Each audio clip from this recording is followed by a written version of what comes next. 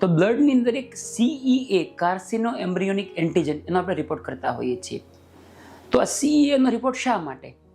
તો જ્યારે કોઈના પેશન્ટના પેટમાં કોલોનમાં એટલે કે મોટા આંતરડામાં કેન્સરની ગાંઠ થાય ત્યારે 100માંથી લગભગ 70 કે 80% લોકોમાં જેમ કેન્સર આગળ ફેલાય એમ આ કેમિકલ બોડીમાં વધી જાય નોર્મલ કરતાં.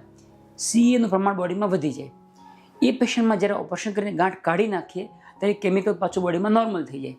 એટલે ભવિષ્યમાં અમે દર 6 મહિને ઓપરેશન કર્યા પછી CEAનો રિપોર્ટ કરતા હોઈએ, જેથી ફરીવાર કેન્સર થતું હોય તો આપણને ટાઈમે ખ્યાલ આવે.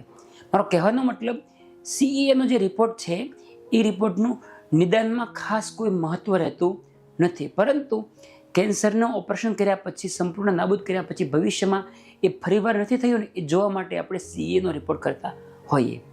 આ સિવાય જો કેન્સરનું કન્ફર્મેશન હોય અને આપણે ઓપરેશનનો પ્લાન હોય તો બેઝિક લીવરના, કિડની, હિમોગ્લોબિન આ બધા રિપોર્ટ આપણે કરતા હોઈએ. છાતીનો આપણે એક્સરે પડાવતા હોઈએ. હાર્ટ જોવા માટે કાર્ડિયોગ્રામ અને ઇકોકાર્ડિયોગ્રાફી કરાવતા હોઈએ. આ રિપોર્ટ દર્દીની ફિટનેસ જોવા માટે, એટલે કે દર્દી ઓપરેશન માટે ફિટ છે કે નહીં એ જોવા માટે કરતા હોઈએ છીએ.